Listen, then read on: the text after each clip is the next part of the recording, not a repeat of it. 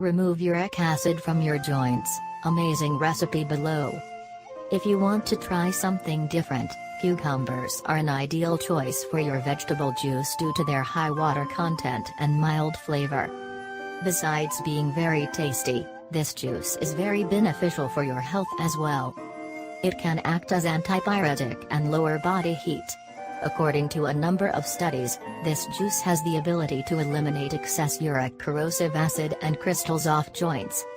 Combined with ginger and celery, it can provide even better results. It can effectively detox your body and remove inflammation and relieve pain. So, if you have uric crystals, don't hesitate to try this super healthy juice. In a short period of time, you will experience significant improvements. Trust me. Needed ingredients: a lemon slice, 2 stalks celery, 1 cucumber, 1 ginger inch piece.